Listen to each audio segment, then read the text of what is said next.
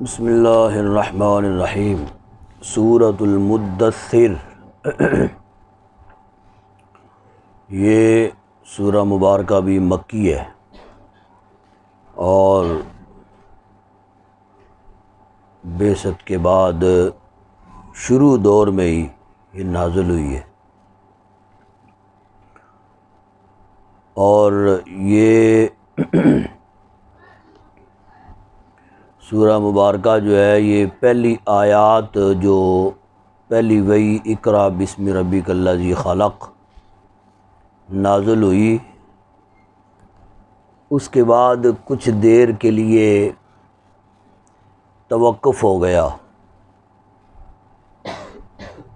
یعنی وحی کچھ دیر کے لیے وحی کا نزول جو ہے وہ تاخیر کا شکار ہوا۔ حضور اقدس صلی اللہ علیہ وسلم اس حوالے سے بڑے بے چین تھے کہ ابتدائی آیات کریمہ نازل ہوئی ہیں، اس کے بعد اب کچھ آیات جو ہیں وہ نازل نہیں ہو رہی، وہی نازل نہیں ہو رہی۔ بے چینی تھی حضور اقدس صلی اللہ علیہ وسلم کو۔ ایک دن اسی طرح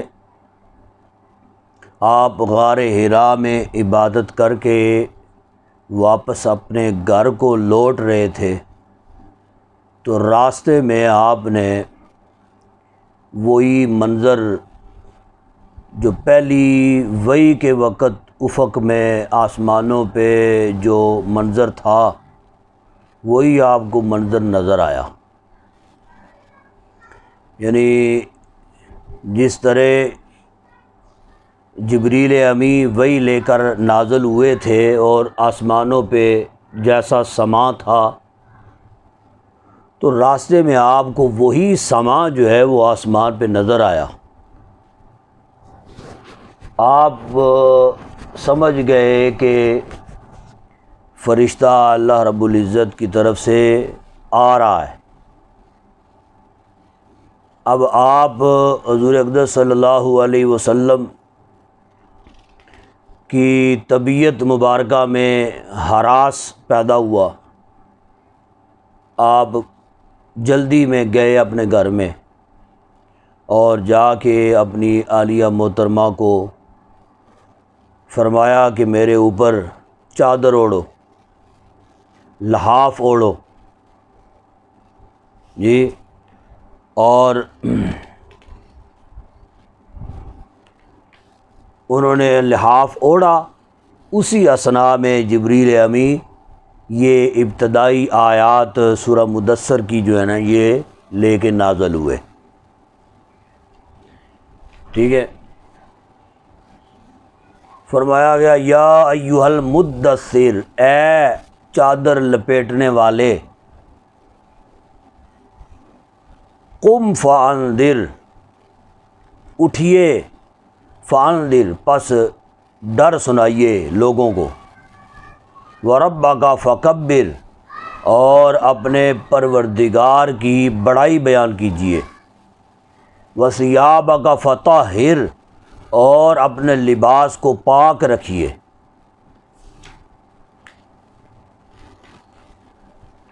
ٹھیک ہے، یعنی حضور اقدس صلی اللہ علیہ وسلم کو بھی اللہ رب العزت نے یہ حکم ارشاد فرمایا، اور قیامت تک کے تمام مسلمانوں کو بھی یہ تلقین ہے، وثیابک فطہر، یعنی لباس پاک اور صاف ہونا چاہیے،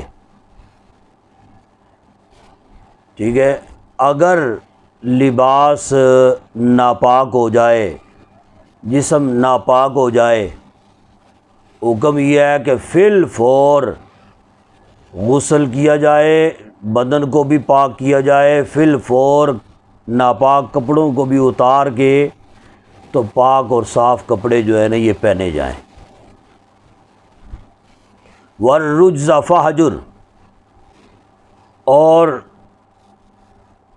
بتوں سے دور رہیے۔ رجز کہتے ہیں بتوں کو، اور بتوں سے دور رہیے۔ ولا تمنن تستکثر، اور نہ احسان کیجیے، تستکثر اکثر سے ہے، تستکثر یعنی زیادہ لینے کی نیت سے، زیادہ لینے کی نیت سے احسان نہ کیجیے۔ یعنی حضور کو یہ فرمایا گیا کہ آپ کے پاس جو نبوت کی کا جو ہے نا آپ کے کندھوں پہ بار ہے، اور جو دولت آپ کو دولت ایمان اور اللہ کے پیغامات کی دولت جو ہے وہ سب سے اعلیٰ، سب سے عرفہ و اعلیٰ جو ہے نا وہ دولت ہے جی۔ تو اب ان پیغامات کو آگے پہنچا کے تو آپ کے جی میں یہ بات ہرگز نہیں آنی چاہیے کہ اس کو سن کے کوئی ایمان لائے، اور ایمان لا کے تو وہ اس کے بدلے میں کوئی آپ کو کوئی بدلہ دے اس کا، یہ بات آپ کے ذہن میں ہرگز نہیں ہونی چاہیے، ٹھیک ہے۔ گو کہ وہ بیش بہا قیمتی سرمایہ ہے، یہ پیغام پہنچانا لوگوں کو اللہ رب العزت کے احکامات جو ہیں وہ بڑے قیمتی ہیں، لیکن یہ قیمتی خزانہ جو ہے یہ لوگوں کو بے شک آپ دیں لوگوں کو، لیکن اس کے بدلے میں آپ نے محسوس کیا ہوگا، دیکھا ہوگا کہ کوئی بھی کسی کے ساتھ احسان کرتا ہے تو ضرور اس کے دل میں یہ لالچ ہوتا ہے کہ اس احسان کے بدلے میں مجھے کچھ حاصل ہو جائے۔ کوئی کسی کو چند روپے دیتا ہے تو محض اس وجہ سے کہ کل کو یہ میرے کام آئے گا، آج میں اس کو 100 روپیہ دے رہا ہوں تو کل اگر مجھے 200 روپے کی ضرورت ہوگی تو مجھے اس سے دستیاب ہو جائیں گے جی۔ یا کوئی اپنی کوئی غرض، اپنا کوئی مطلب، کوئی ذاتی اعتبار سے کوئی نہ کوئی ضرور بندے کے ذہن میں ہوتا ہے، تب کوئی کسی کے اوپر احسان کرتا ہے۔ تو حضور اقدس صلی اللہ علیہ وسلم کو اللہ نے یہ تلقین فرمائی، آپ کے ذہن میں کبھی بھی یہ بات نہیں آنی چاہیے کہ کوئی اگر کلمہ پڑھتا ہے تو وہ کلمہ پڑھنے کی پاداش میں آپ کو کچھ نوازے، آپ کو کچھ دے، یہ بات نہیں ہونی چاہیے۔ اور نبی پاک صلی اللہ علیہ وسلم نے اس بات کا بھی پھر مظاہرہ کیا، اور لوگوں کو بات بات پہ آپ نے کئی مقامات پہ آپ نے فرمایا کہ مجھے اس پر کسی بھی قسم کا کوئی اجر نہیں چاہیے جی۔ وَلِرَبِّكَ فَاصْبِرْ، اور اپنے رب کی رضا کے لیے صبر کیجیے۔ یعنی دشمن جو ہیں، کفار جو ہیں، اگر آپ کو اذیت دیں، آپ کو برا بھلا کہیں تو آپ کو آگے سے کوئی جوابی کارروائی نہیں کرنی، بالکل صبر کا مظاہرہ کرنا ہے۔ فَإِذَا نُقِرَ فِي النَّاقُورِ، پس جب سور پھونکا جائے گا، فَلِذَٰلِكَ يَوْمَئِذٍ يَوْمٌ عَسِيرٌ، تو وہ دن ہوگا یوم عسیر، بڑا سخت دن، ٹھیک ہے۔ علی الکافرین، کس پر سخت ہوگا؟ علی الکافرین، کافروں پر، غیر یسیر، آسان نہ ہوگا۔ ذرنی ومن خلقت وحیدا، آپ مجھے چھوڑ دیجئے اور جس کو میں نے اکیلے تنہا پیدا کیا ہے اس کو بھی چھوڑ دیجئے، ٹھیک ہے۔ یعنی وہ اگر آپ کی بارگاہ میں گستاخی کرتا ہے تو فرمایا کہ آپ اس کو بھی چھوڑ دیجئے نا، مجھے بھی چھوڑ دیجئے، ہم دونوں، میں اس کے ساتھ خود جو ہے نا وہ اس کا بدلہ جو ہے نا میں خود لوں گا۔ اور اس سے مراد یہاں پہ یہ جو فرمایا گیا نا مجھے بھی چھوڑ دیجئے اور جس کو میں نے تنہا پیدا کیا ہے اس کو بھی چھوڑ دیجئے، یہاں سے ولید بن مغیرہ کے بارے میں آیات شروع ہو رہی ہیں۔ ٹھیک ہے، یہ ولید بن مغیرہ جو ہے یہ اس کے بارے میں اللہ رب العزت اپنی ناراضگی اور غضب کا اظہار فرما رہا ہے۔ ٹھیک ہے، وحیدہ فرمایا یعنی اب اس کو گو کے نوازا گیا ہے اور بڑی اولاد اس کو اللہ رب العزت نے عطا فرمائی ہے۔ یعنی بعض روایات میں ہے اس کے 10 بیٹے تھے، بعض نے لکھا کہ 12 بیٹے تھے اس کے۔ تو مال و دولت کی بھی بڑی فراوانی، بہت زیادہ مال و دولت، لیکن اب اسی مال اور اسی اولاد کے گھمنڈ میں یہ آپ پر طعن و تشنیع کرتا ہے۔ تو اس کو اپنی اوقات جو ہے وہ ذہن میں رکھنی چاہیے کہ کیسے یہ اس کو میں نے اکیلے تنہا جو ہے اس کو پیدا کیا تھا جی۔ تو اب اگر میں نے اس کو نوازا ہے، اس کو مال و دولت اور اولاد سے اس کو نوازا ہے، تو یہ اکڑتا ہے اور فخر کرتا ہے اس بات پہ جی، غرور اور تکبر کرتا ہے۔ لہذا آپ مجھے اور اس کو چھوڑ دیجئے، یہ ہم دونوں کا معاملہ ہے، میں خود اس کا حساب و کتاب کروں گا۔ وَجَعَلْتُ لَهُ مَالًا مَمْدُودًا، اور دیا ہے اس کو مالا ممدودا، مال کثیر، یعنی وہ ایسا شخص ہے کہ اس کو میں نے اتنا زیادہ مال بھی دیا۔ وَبَنِينَ شُهُودًا، اور بیٹے دیے ہیں شہودا جو پاس رہنے والے ہیں۔ وَمَهَّدتُّ لَهُ تَمْهِيدًا، اور مہیا کر دیا ہے، وَمَهَّدتُّ، اور مہیا کر دیا ہے اس کو تمہیدہ، مہیا کرنا یعنی ہر قسم کا ساز و سامان وہ بھی اس کو مہیا کیا ہے۔ ثُمَّ يَطْمَعُ أَنْ أَزِيدَ، پھر وہ طمع کرتا ہے ان ازیدہ کہ اسے مزید عطا کروں جی۔ یہ طمع جو ہے یہ ہر ایک بندے کے کو یہ طمع ہوتی ہے نا ہر چیز کی۔ جس کے پاس ایک گاڑی ہے طمع ہے کہ کاش کے 2 ہو جائیں نا، تب بات بنتی ہے جی۔ گاڑی چھوٹی ہے، ذرا بڑی گاڑی ہو جائے، طمع ہے نا۔ ایک بنگلہ ہے تو 2 بنگلے ہونے چاہیے، پیسہ روپیہ لاکھوں میں ہے تو کروڑوں میں ہونا چاہیے نا جی۔ وہ فلاں ہے اس کے پاس مجھ سے زیادہ ہے، لہذا اس کے زیادہ نہیں تو کم از کم اس کے برابری تو ہونی چاہیے۔ یہ طمع، زیادہ حاصل کرنے کی طمع جو ہے یہ ہر ایک کو ہوتی ہے، اس کو بھی تھی یہ ولید بن مغیرہ کو۔ فرمایا کہ پھر وہ طمع کرتا ہے ان ازیدہ، کہ ہم اسے اور زیادہ عطا، میں اسے اور زیادہ عطا کروں، کلا، ہرگز نہیں۔ ٹھیک ہے، یعنی اللہ رب العزت دے کے بھی تو آزماتا ہے نا، لے کے بھی آزماتا ہے، دے کے بھی آزماتا ہے۔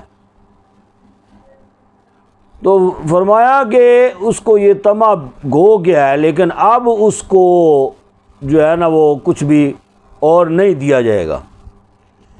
رزق اللہ رب العزت کے قبضہ و اختیار میں ہے جی، اولاد اللہ کے اختیار میں ہے، مال و دولت اللہ کے اختیار میں ہے۔ تو فرمایا کہ ہرگز نہیں، کلا انہ کان لآیاتنا عنیدا، وہ ہماری آیتوں کا سخت دشمن ہے، عنیدا دشمن ہے۔ سأرہقہ صعودا، سأرہقہ میں مجبور کر دوں گا اس کو، صعو کا کہ کٹھن چڑھائی چڑھے، ٹھیک ہے، یعنی وہاں پہ مکہ المکرمہ میں ایک پہاڑی تھی، وہ پہاڑی ایسی تھی کہ جو بھی اس پہ چڑھتا تھا نا تو وہ پھسل کے نیچے گر جاتا تھا، جو بھی چڑھنے کی کوشش کرتا۔ فرمایا کہ اس کو میں مجبور کروں گا اس پہاڑی کے اوپر چڑھے یہ، ٹھیک ہے، کٹھن پہاڑی، اس پہاڑی کے اوپر چڑھے، پھر پھسل کے جو ہے نا یہ نیچے گرے۔ انہو فکر وقدر، اس نے غور کیا، تفکر کیا، فکر، اور پھر وقدر، پھر ایک بات طے کر لی،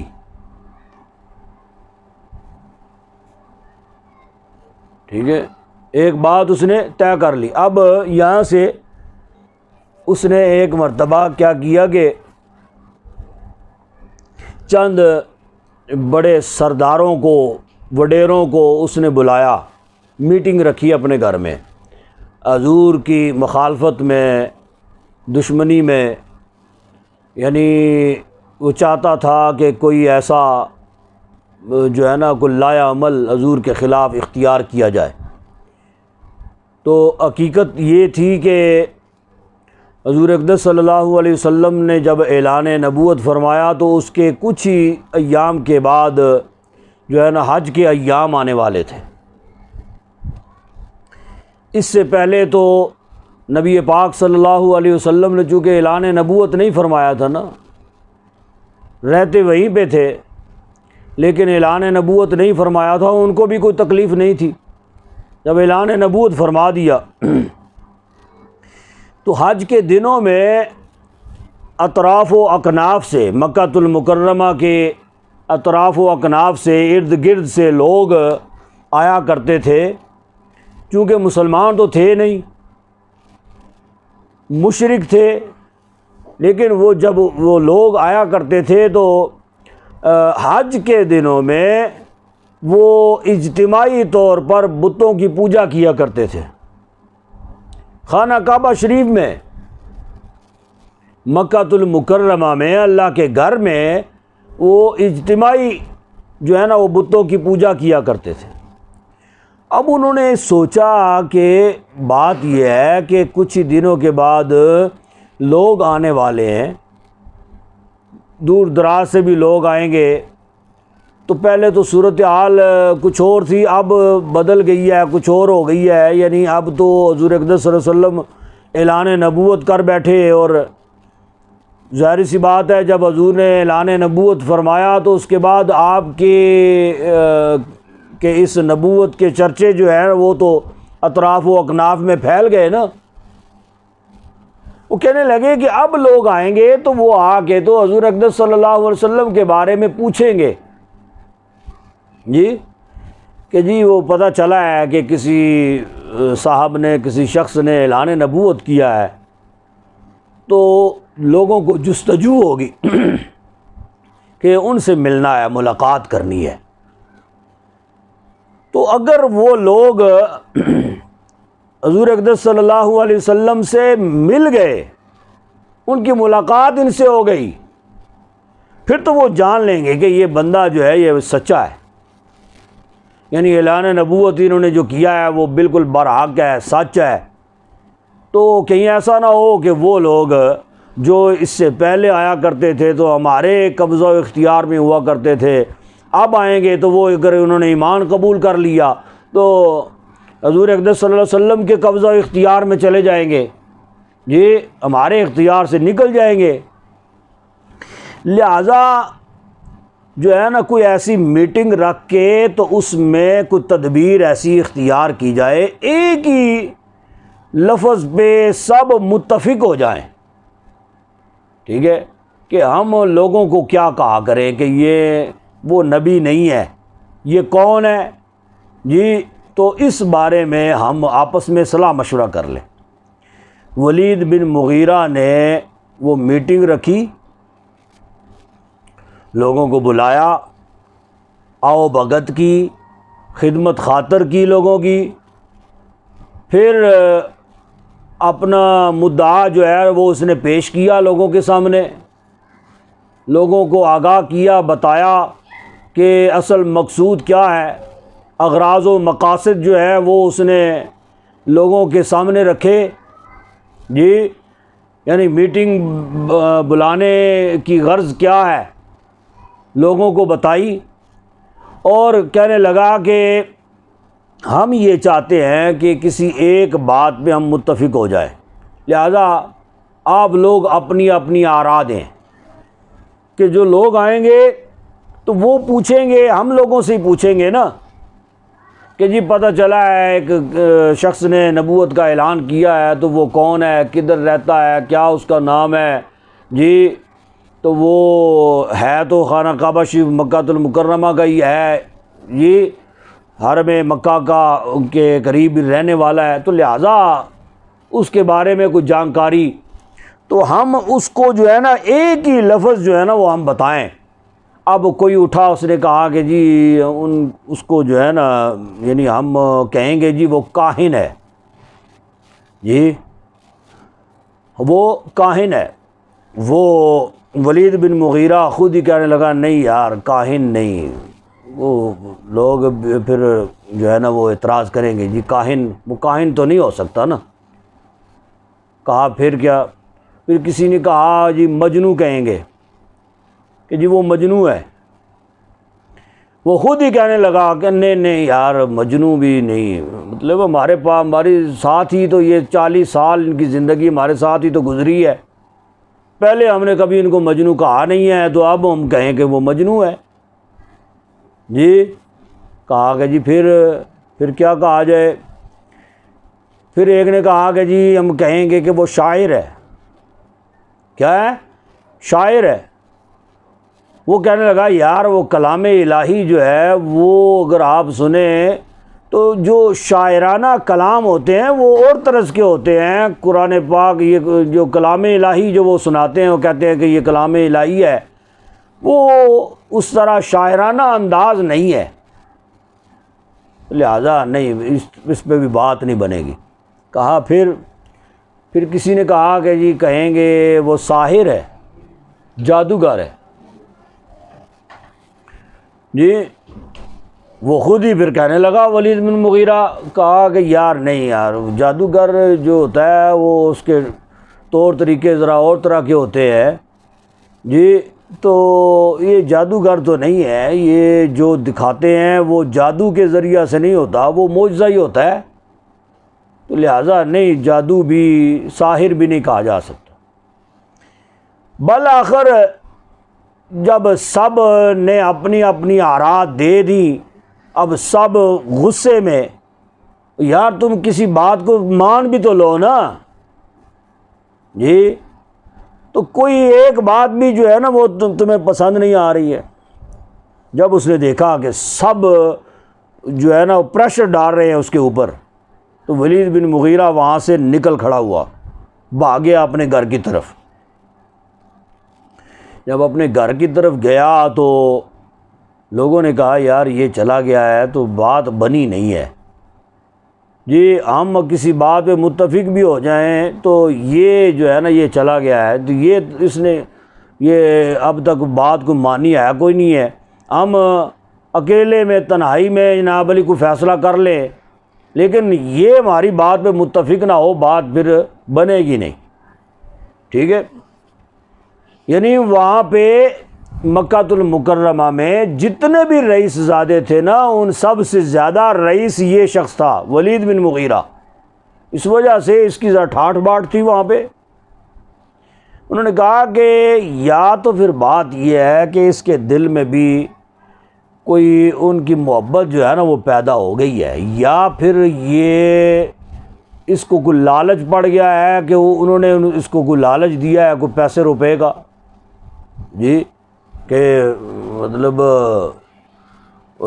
اس وجہ سے یہ جو ہے نا کسی بات پہ ٹھہر نہیں رہا اور متفق نہیں ہو رہا۔ تو ابو جہل کہنے لگا، کہا کہ یہ بات مجھ پہ چھوڑو، میں جاتا ہوں اور اس کا ذہن جا کے چیک کرتا ہوں، دیکھتا ہوں کہ واقعی اس کے دل میں ان کی محبت پیدا ہوئی ہے اس کو انہوں نے کوئی لالچ دیا ہے، کیا ماجرا کیا ہے، میں جاتا ہوں جا کے چیک کرتا ہوں۔ تو وہ پھر ابو جہل وہاں سے نکلا اور پہنچا اس کے پاس دوبارہ، اس کے گھر میں دیکھا کہ وہ بڑی گہری سوچوں میں ڈوبا ہوا ہے۔ جب یہ پہنچا اس نے کہا کیوں آئے ہو، کیا لینے آئے ہو؟ کہا یار تم نے میٹنگ بلائی ہے، بلا کے تو کسی بات پہ تم متفق نہیں ہوئے، تم بھاگ آئے ہو ادھر، کوئی بات تو نہیں ہے نا؟ تمہارے دل میں اگر کوئی ایسی بات ہے تو تم مجھے، اب میں ہوں یا تم ہو، مجھے چپکے سے بتا دو۔ جی وہ لوگ تو نہیں ہے نا یہاں پہ، کوئی ایسی بات تمہارے دل میں ہے، یعنی ان کی کوئی محبت یا کوئی لالچ ہے تمہیں، کوئی ایسا ویسا کوئی معاملہ۔ یہ جب اس نے یہ سنا نا کہ یہ سوچ رہے ہیں کہ میرے دل میں ان کی کوئی محبت ہے یا انہوں نے کوئی لالچ دیا ہے، تو پھر اپنی انا پہ پھر وہ آ گیا، کہنے لگا اس کی محبت، وہ فلاں، تو کیا کیا بکواسات اس نے کیے، اس کی محبت میرے دل میں ہونی ہے، اور انہوں نے مجھے لالچ دینا ہے، مجھے اللہ نے بڑا دیا ہے، بڑا مال ہے میرے پاس، میری اولاد بھی بہت ہے، یعنی پھر گھمنڈ کرنے لگا، اس اللہ کے دیے ہوئے پر فخر کرنے لگا۔ یہ ہے فکرا وقدرا، یہ پھر وہ غور کرنے لگا، پھر وہ سوچنے لگا۔ اسی وقت وہ کہنے لگا ابو جہل کو، کہا مجھے یار تھوڑا سا موقع دو، میں سوچتا ہوں کہ کیا الفاظ کہنے چاہیے۔ اس نے کہا ٹھیک ہے۔ پھر بڑے گہرائی میں اس نے سوچا، سوچنے کے بعد یہ فکرا وقدرا، ایک بات طے کر لی اس نے،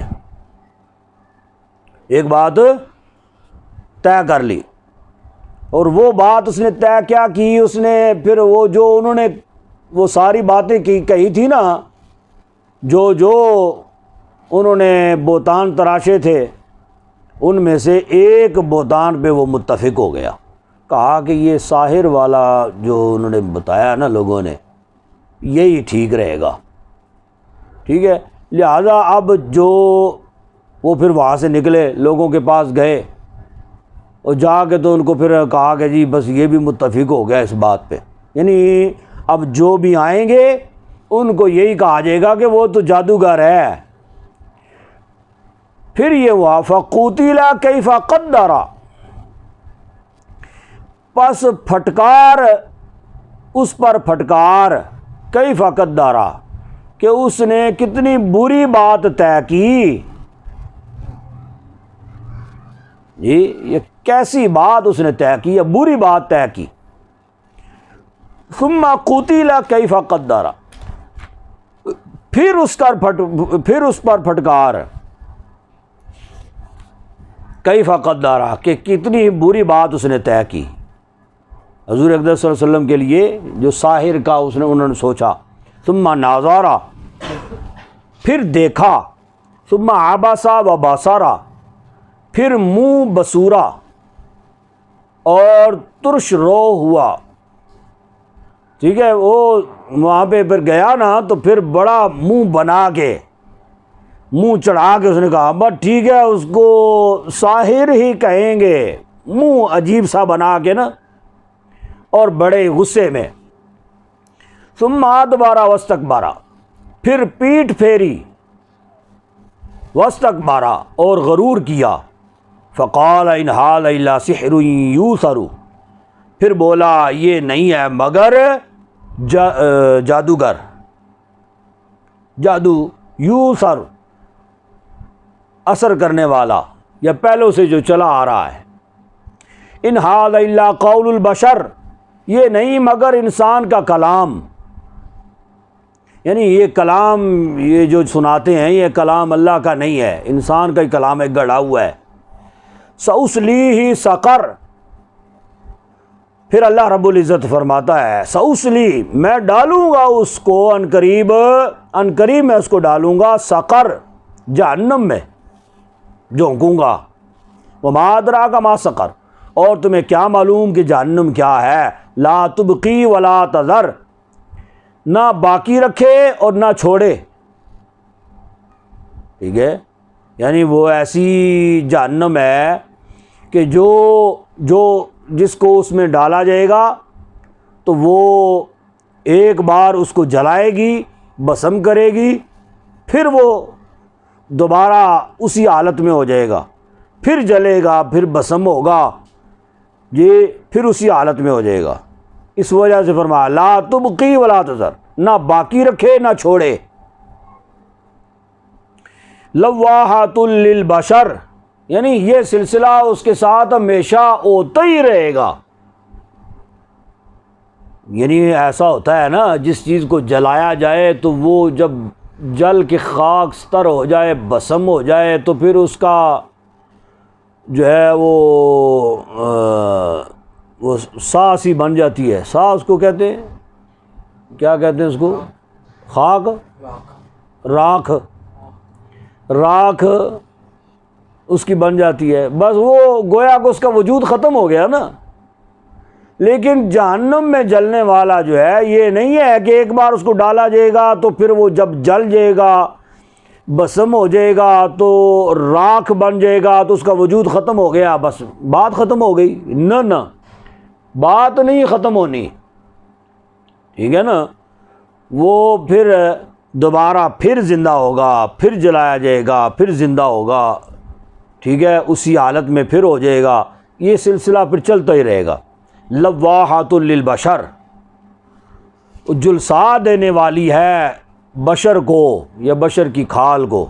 علیہا 19، اس پر 19 فرشتے مقرر ہیں۔ علیہ اس پر 19، 19 مقرر ہیں فرشتے، ٹھیک ہے۔ وما جعلنا اصحاب النار الا ملائکۃ، اور ہم نے نہیں مقرر کیے جی آگ والے یا آگ پر الا ملائکہ، مگر فرشتے، آگ کے دروغے جو ہے نا، ہم نے نہیں مقرر کیے مگر فرشتے، یعنی کہ فرشتوں کو ہم نے آگ پہ، جہنم پہ مقرر کیا ہے۔ وما جعلنا عدتهم الا فتنة للذین کفروا، اور نہیں بنایا ہم نے ان کی تعداد کو مگر آزمائش، للذین کفروا، ان لوگوں کے لیے جنہوں نے کفر کیا، لیستیقن الذین اوتوا الکتاب، تاکہ یقین کر لیں وہ لوگ، اوتوا الکتاب یعنی اہل کتاب، وازداد الذین آمنوا، اور بڑھ جائے اہل ایمان کا ایماناً ایمان، یعنی اہل کتاب کو بھی یقین ہو جائے اور ایمان والے جو ہیں وہ جب سنیں تو ان کا ایمان جو ہے نا اس میں اضافہ ہو، وہ بڑھ جائے۔ ولا یرتاب الذین اوتوا الکتاب والمؤمنون، اور نہ شک میں مبتلا ہوں اہل کتاب والمؤمنون، اور مومن۔ وَلِيَقُولَ الَّذِينَ فِي قُلُوبِهِمْ، اور تاکہ کہنے لگیں وہ لوگ جن کے دلوں میں مرض بیماری ہے، والکافرون، اور کفار، ماذا اراد اللہ بہذا مثلا، کیا ارادہ کیا اللہ نے اس مثال سے، اس بیان سے؟ جی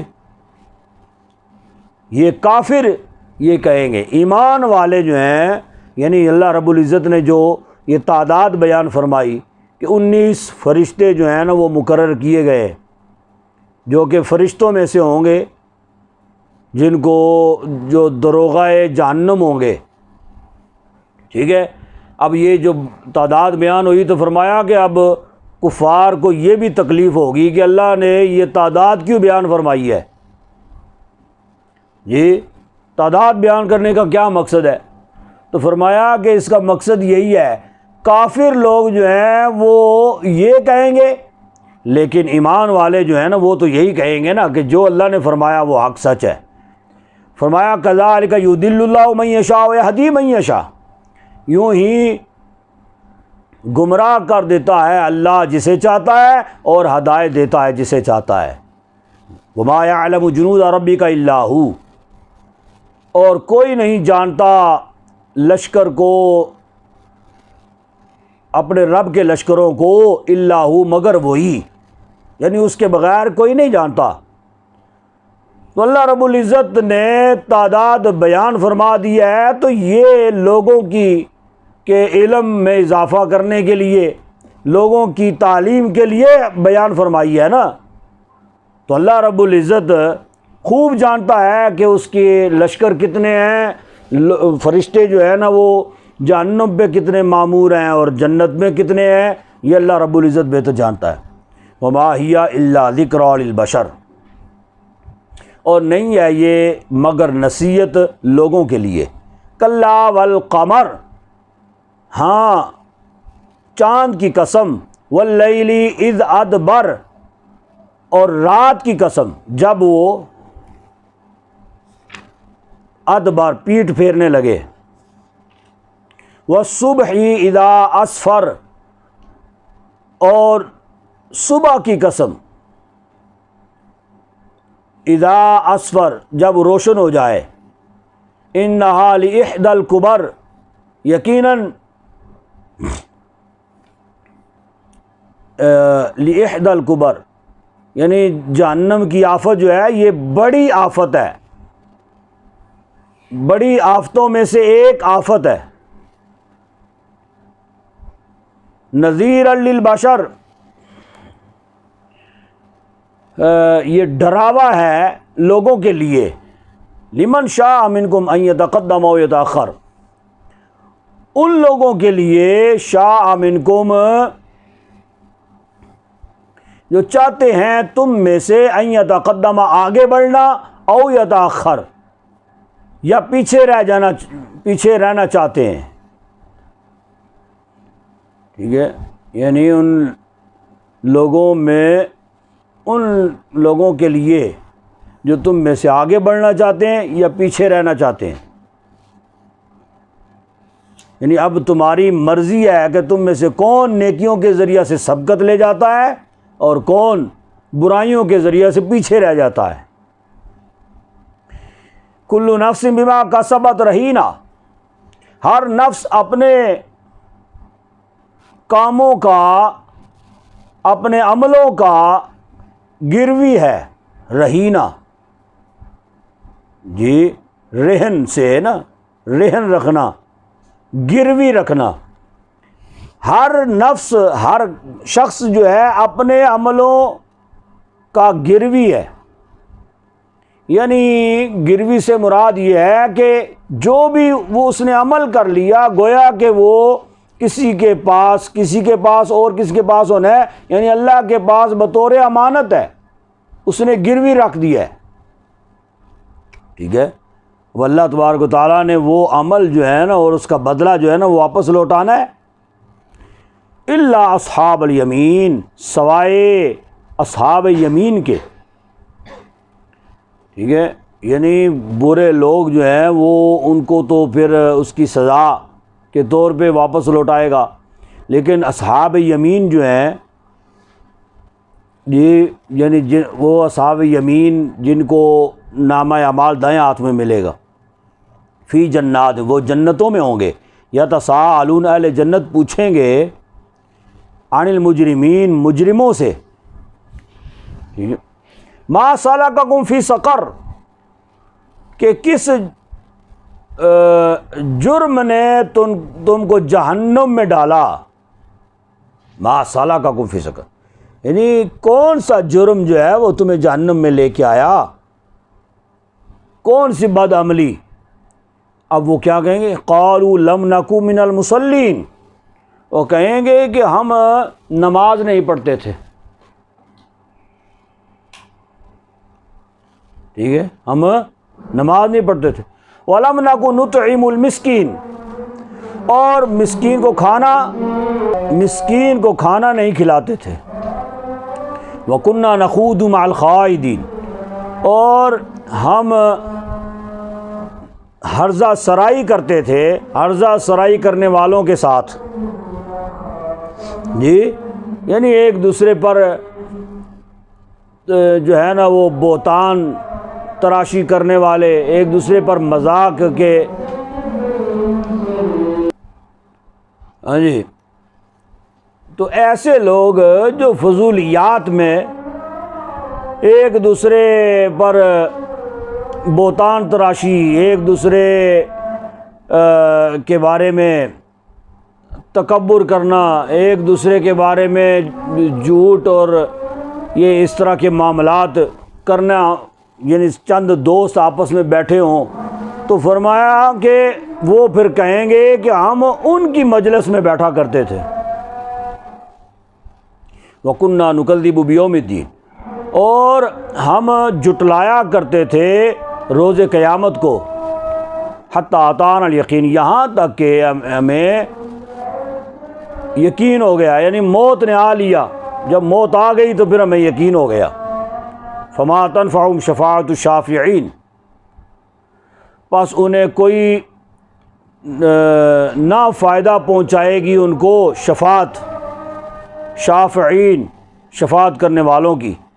فما لهم عن التذکرۃ معرضین، پس انہیں کیا ہو گیا ہے کہ نصیحت سے معرضین، روح گردان ہے کہ اس قدر تمہیں پند و نصیحت کی جاتی ہے اور یہ ساری چیزوں سے تمہیں آگاہ کیا جاتا ہے، اور یہ بھی بتا دیا گیا کہ لوگ جہنم میں کیوں جائیں گے، ان کے اسباب کیا ہوں گے جہنم میں جانے کے، تو پھر بھی انہی چیزوں کو تم اپنائے رکھو اور اسی ڈگر پہ تم چلو، تو یقیناً پھر تمہارا حشر یہی ہونا ہے۔ یعنی وہ جو جہنمی یہ کہیں گے کہ ہمیں نماز نہ پڑھنے کی پاداش میں جہنم میں بھیجا گیا، تو پھر بھی ہم نماز نہ پڑھیں، جی کأنہم حمر مستنفرہ، گویا کہ وہ حمر مستنفرہ، بھڑکے ہوئے جنگلی گدھے ہیں۔ اب یہ جنگلی گدھے کی مثال کیوں دی گئی ہے؟ یہ جو گدھا ہوتا ہے نا، اس کے اندر ویسے تو تمام جانوروں کے اندر یہ حس جو ہے نا یہ موجود ہوتی ہے، یہ سونگھنے کی حس، کون سی چیز ہمارے لیے فائدہ مند ہے، کون سی چیز نقصان دہ ہے۔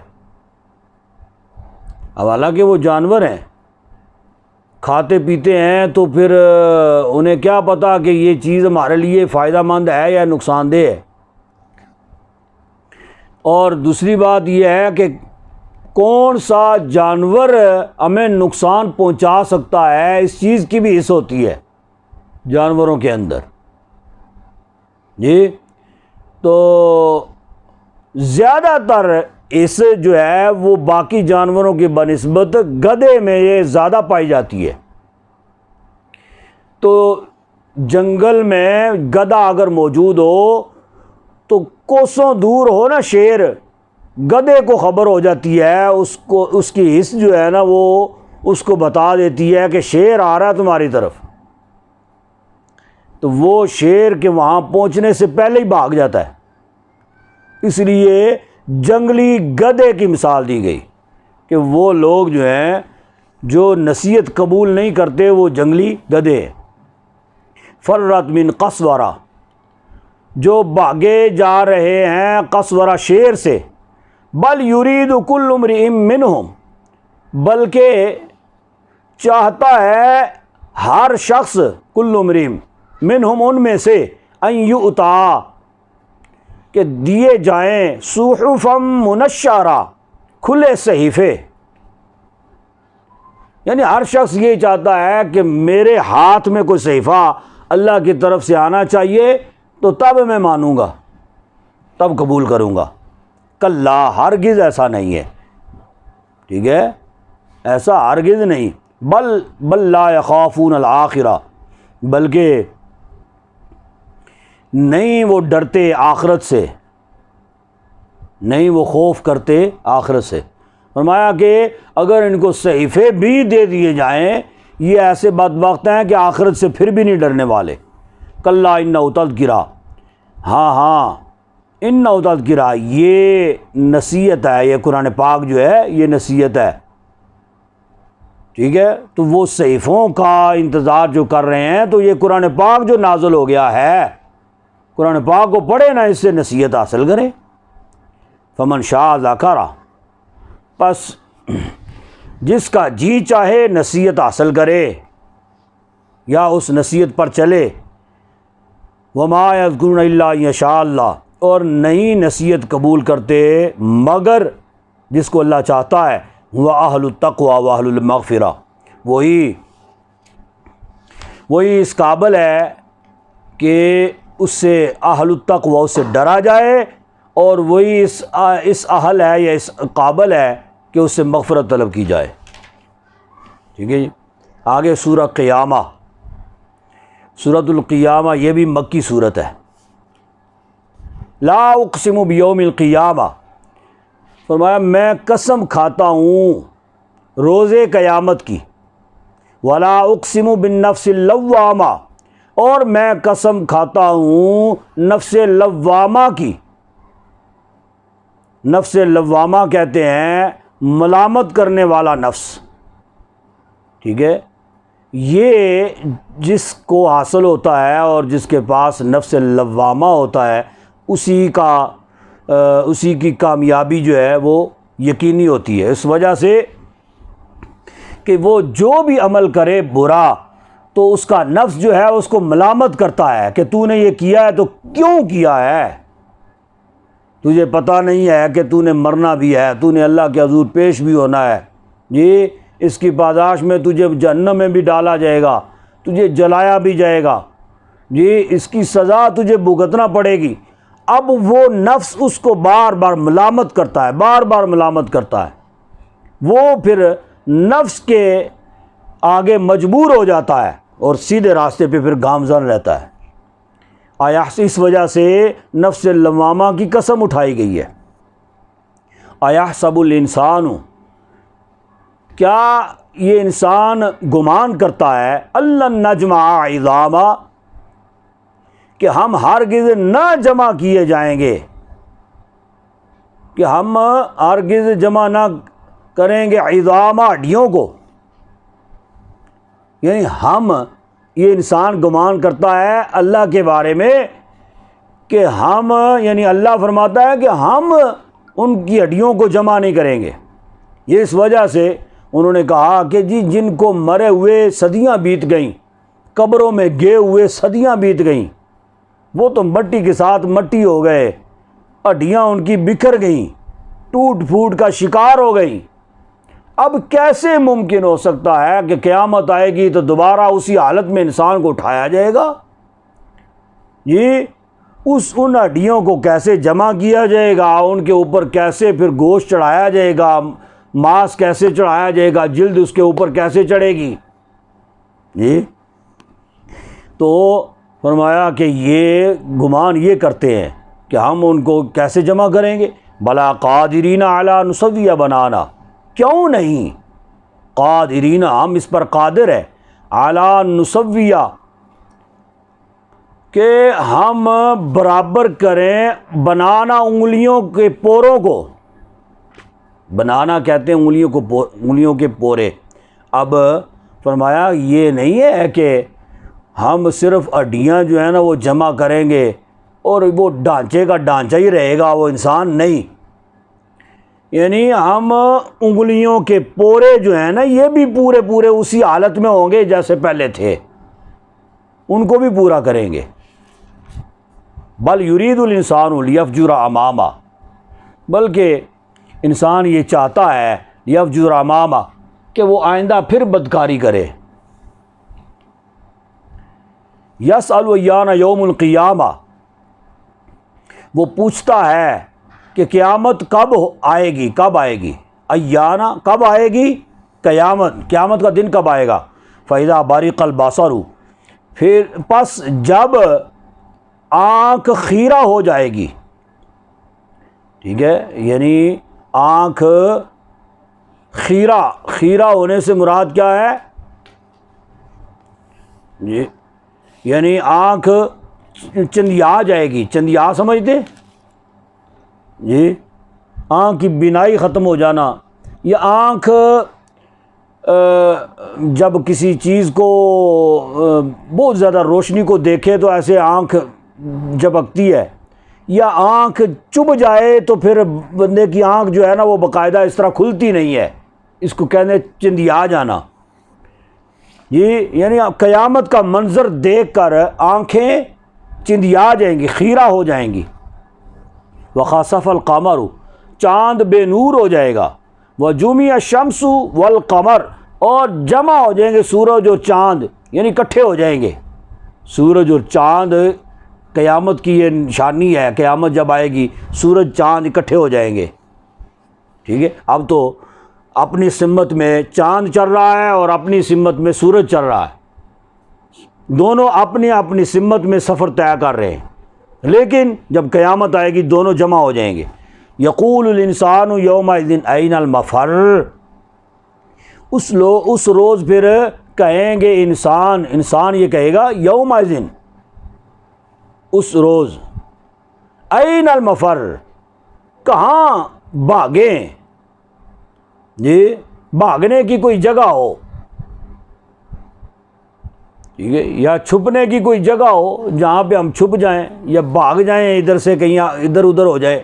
کلا لا وزر، ہرگز نہیں، لا وزر، کوئی جگہ نہیں، کوئی پناہ گاہ نہیں، الی ربک، یہ سوائے آپ کے رب کے، یومئذ، اس روز، مستقر، وہی ٹھکانہ ہوگا ٹھہرنے کا، یعنی اس روز اللہ کے پاس ہی ٹھکانہ ہوگا اور کوئی ٹھکانہ نہیں۔ ینبأ الانسان یومئذ، آگاہ کر دیا جائے گا انسان کو یومئذ، اس روز، بما قدم واخر، جو اس نے پہلے بھیجا اور جو پیچھے چھوڑا، جو آگے بھیجا جو پیچھے چھوڑا۔ بل الانسان علی نفسہ بصیرہ، بلکہ انسان علی نفسہ، اپنے نفس پر اپنے نفس پر نظر رکھنے والا ہوگا، بصیرہ۔ ولو القا، خواہ وہ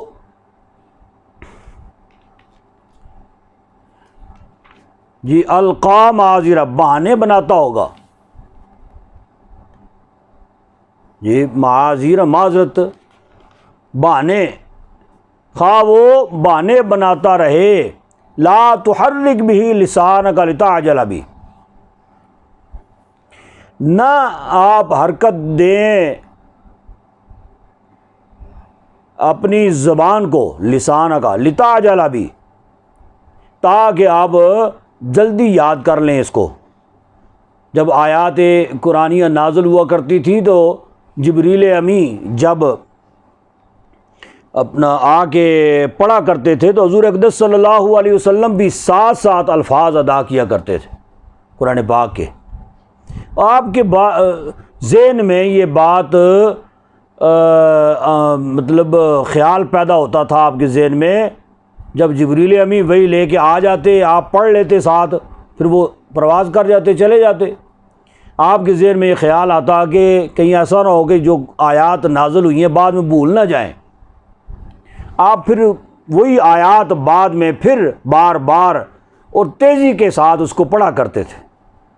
تو فرمایا کہ یہ آپ کو اس بارے میں جلدی کرنے کی ضرورت نہیں ہے، جبریل آتے ہیں اور آپ کو آیات سناتے ہیں تو آپ ساتھ ساتھ پڑھ لیتے ہیں نا، تو پھر اللہ رب العزت کے سپرد ہے، اللہ کے ذمہ ہے آپ کو یاد کروانا، ٹھیک ہے، آپ کو اس بارے میں فکر کرنے کی ضرورت نہیں ہے۔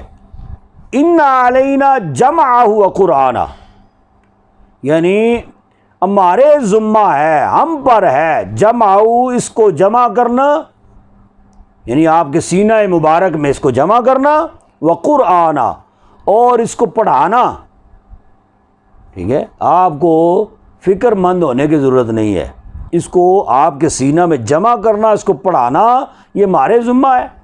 فَإِذَا قَرَأْنَاهُ فَاتَّبِعْ قُرْآنَهُ، پس جب ہم قرأناہ، جب اس کو ہم پڑھیں، فَاتَّبِعْ، تو آپ اتباع کریں، قرآنہ، اسی پڑھنے کا، ٹھیک ہے، تو جبریل کا پڑھنا گویا اللہ رب العزت کا پڑھنا ہے نا، اللہ پیغام دے کے بھیجتا ہے، تو جیسے اللہ پیغام جو آیات دے کے بھیجتا ہے، جبریل بھی آ کے وہی پیغام سنا دیا کرتے تھے، وہی سنا دیا کرتے تھے۔ تو فرمایا جیسے ہم پڑھتے ہیں نا، آپ اسی وقت پڑھ لیا کریں ساتھ ساتھ۔ ثم ان علینا بیانا، پھر ہم پر ہے، ہمارے ذمہ ہے بیانا، اس کو کھول کے بیان کرنا۔ کلا بل لا تحبون العاجلہ، ہرگز نہیں، بلکہ حقیقت یہ ہے، تحبون، تم محبت کرتے ہو، عاجلہ، جی جلدی ملنے والی نعمت سے، یعنی تمہیں اس بات کا فکر ہے کہ جلدی جلدی میں، یہ تمہاری محبت ہے۔ حضور کو فرمایا گیا کہ یعنی یہ نہیں ہے کہ وہ حضور اقدس صلی اللہ علیہ وسلم کو یہ فکر تھا کہ مجھے یاد بعد میں رہے گا نہیں، یا میں بھول جاؤں گا، جی یا ایسے ممکن ہو سکتا ہے، ایسی بات نہیں ہے۔ فرمایا کہ یہ بھی تمہاری محبت ہے کہ تم یاد کرتے ہو اور پڑھتے ہو۔ وَتَذَرُونَ الْآخِرَةَ، اور چھوڑ رکھا ہے تم نے آخرت کو۔ یہاں سے اب یہ جو ہے نا، یہ ابو جہل کے بارے میں آیات نازل ہو رہی ہیں۔ جی یہ 13 نمبر ہے۔ یہ ان آیات سے وہ جو آخرت کے منکر ہیں ان کو دوبارہ سے تنبیہ کی جا رہی ہے کہ چھوڑ رکھا ہے تم نے آخرت کو۔ وجوہ یومئذ نادرہ، کہ کئی چہرے اس دن نادرہ، تر و تازہ ہوں گے، الی ربہا ناظرہ، وہ اپنے رب کی طرف دیکھ رہے ہوں گے۔ ووجوہ یومئذ باسرہ، کئی چہرے اس دن اداس ہوں گے۔ تظن، خیال کرتے ہوں گے، ان یفعل بہا فاقرہ، کہ کیا جائے گا ان کے ساتھ، یہ سلوک کیا جائے گا ان کے ساتھ، فاقرہ، کمر توڑنے والا، ان کے ساتھ کمر توڑ سلوک کیا جائے گا۔ کلا اذا بالغت التراقی، ہاں جب پہنچے گی جان تراقیہ، یہ گلے کی ہڈی تک، ہنسلی تک، گلے کی ہڈی ہے جی، یہ جس کو کیا کہتے ہیں اس ہڈی کو، یہ اس کا کوئی نام ہے نا مخصوص، یعنی اس ہڈی تک، گلے کی ہڈی تک جب جہاں پہنچے گی، وقیل من راق، اور کہا جائے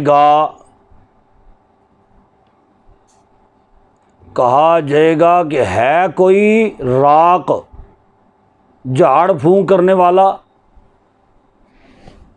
یعنی جان جب یہاں تک پہنچے گی، گنڈی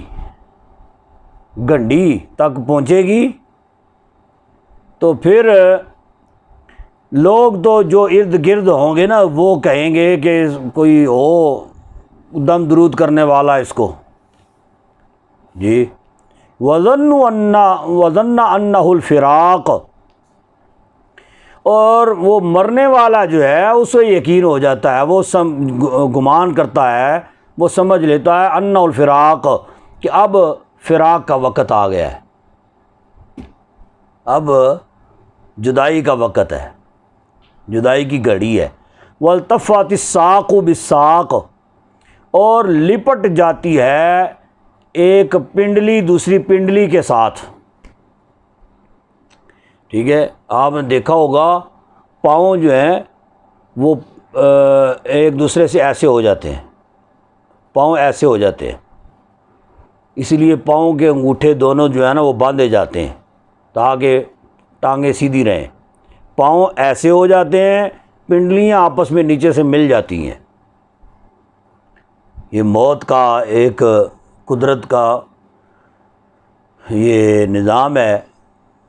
اور جیسے رب العزت نے یعنی موت کی کیفیت کو بیان فرمایا، بھی آئی نہیں اسی طرح ہوتا ہے.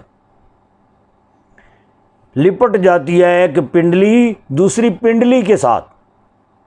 الی ربک یومئذ المساق، اس دن آپ کے رب کی طرف سے مساق کوچ ہوتا ہے.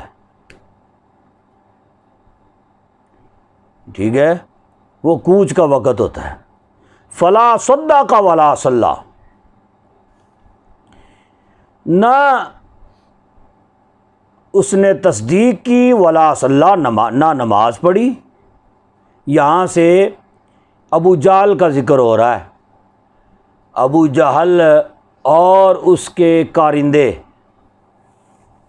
ان کا طریقہ کار کیا تھا؟ حضور اقدس صلی اللہ علیہ وسلم جب نماز ادا فرماتے، جماعت کرواتے، صحابہ کرام حضور کی اقتداء میں نماز پڑھتے، یا نبی پاک صلی اللہ علیہ وسلم نماز ادا کر رہے ہوتے، قرات کر رہے ہوتے، اس کا کام یہ ہوتا تھا کہ قریب آ جانا ہے، مجلس اپنی لگا لینی ہے، اپنی محفل لگا لینی ہے، بلند آواز کے ساتھ اونچی اونچی پھر بکواسات کرنی ہے.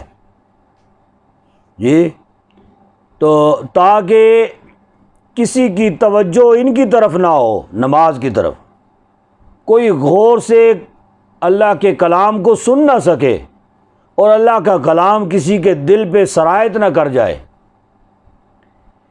نماز نہیں پڑھتا تھا وہ.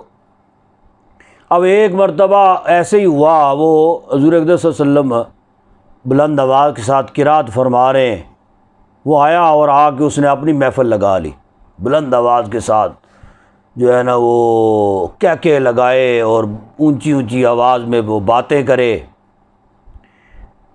تو اس کی کوشش ہوا کرتی تھی پوری نماز کے وقت تک بس اسی کیفیت میں اور اسی معاملے میں مبتلا رکھیں لوگوں کو بس.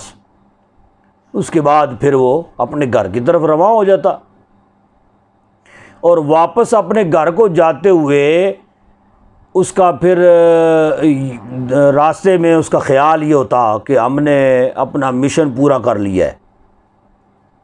جی، ایک مرتبہ اسی طرح وہ آیا اور آ کے اپنا اس نے طور طریقہ جو ہے وہ اس نے اپنایا، اختیار کیا، اور پھر واپس اپنے گھر کو جانے لگا تو بڑا اکڑ اکڑ کے ایسے چلتا ہوا گھر کو جا رہا تھا، یہ خیال کرتے ہوئے کہ میں نے اپنا کام پورا کر لیا ہے اور آج تو میں نے بڑی باتیں کی ہیں اور سارے لوگوں کی توجہ میری طرف رہی ہے، کسی نے ان کا کلام جو ہے نا وہ اللہ کا کلام سنا ہی نہیں ہے. بس یہ خیال کرتے ہوئے جا رہا تھا. یہ آیات کریمہ رب العزت نے نازل فرما دی. فلا صدق ولا صلی، نہ اس نے تصدیق کی، ولا صلی، نہ نماز پڑھی، ولیکن کذب وتولی، بلکہ اس نے جھٹلایا، وتولی، منہ پھیر لیا، ثم ذهب الى اہلہ یتمتع، پھر گیا وہ اپنے گھر کی طرف. یتمتع، یتمتع کا معنی ہوتا ہے نخرے کرتا ہوا. جی، نخرے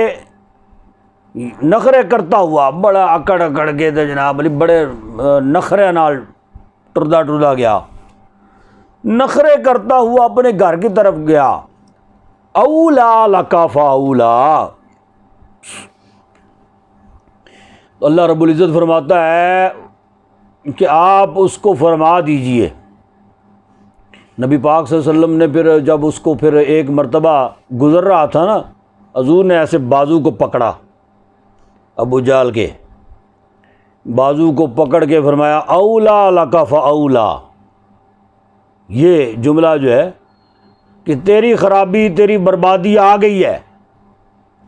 اولا لک فاولا، تیری خرابی آ لگی، اب آ گئی، فاولا ثم اولا لک فاولا، پھر تیری خرابی آ گئی، اب آ گئی۔ ایحسب الانسان ان یترک سدی، کیا یہ انسان خیال کرتا ہے ان یترکا کہ اسے چھوڑ دیا جائے گا، سدا یعنی محمل چھوڑ دیا جائے گا، جی سدا کا آزاد چھوڑ دیا جائے گا۔ ہاں جی، کیا انسان یہ خیال کرتا اسے آزاد چھوڑ دیا جائے گا؟ ام یکو نطفۃ من منی یمنی، کیا وہ نہیں تھا وہ نطفہ یعنی ایک قطرہ نہ تھا، من منی منی کا، یمنا جو ٹپکایا جاتا ہے، یعنی یہ ہے انسان کی اوقات، اپنی اصلیت اپنی اوقات کو نہیں بھولنا چاہیے۔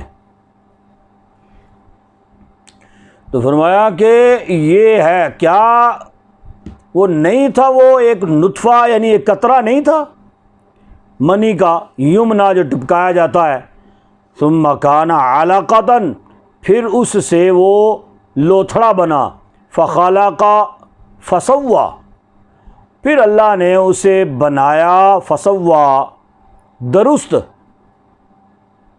یعنی اس اعضاء کو درست کیا، فجعل منہ الزوجین الذکر والانثی، پھر اس سے بنائے زوجین یعنی جوڑے، مذکر اور مؤنث یعنی مرد اور عورت۔ الیس ذلک بقادر علی ان یحیی الموتى، کیا وہ قدرت نہیں رکھتا اس پر، بقادر اس پر قادر نہیں ہے، علی ان یحیی الموتى کہ زندہ کرے مردوں کو،